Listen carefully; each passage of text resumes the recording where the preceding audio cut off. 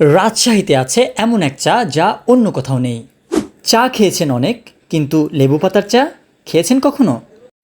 রাজশাহীর পদ্মা নদীর পাড়ে আছে এক অন্যরকম স্বাদ, যেখানে সাধারণ চা নয় বরং লেবু পাতা আর তেজপাতার মিশেলে তৈরি হয় এক অনন্য চা।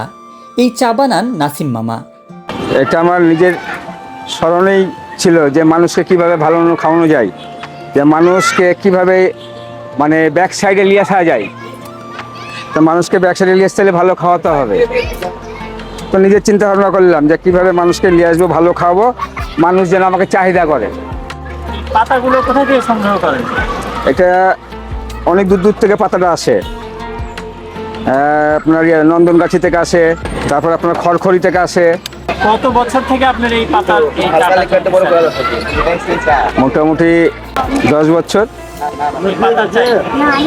আগে দুধ চা ছিল ভাইরাল, দুধ চা বন্ধ করে আমি এই জিনিসটা আবিষ্কার করেছি। আর চাটাকে বানাতে হবে মন দিয়ে।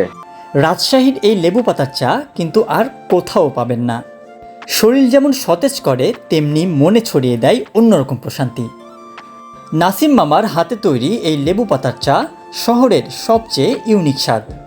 লেবু পাতার সতেজ ঘ্রাণ আর তেজপাতার বিশেষ ফ্লেভারে প্রতিটি চুমুক যেন নতুন এক অভিজ্ঞতা। শুধু পদ্মা নদীর তীরেই মিলবে এই অনন্য স্বাদের গল্প।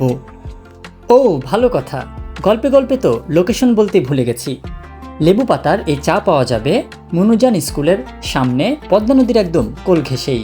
ভিডিওর একদম শেষ প্রান্তে চলে এসেছি, এবার বিদায় নেবার পালা। দেখা হবে আবারও নতুন কোনো ভিডিওতে। সেই পর্যন্ত সবাই সুস্থ থাকুন, সুন্দর থাকুন। আল্লাহ হাফেজ।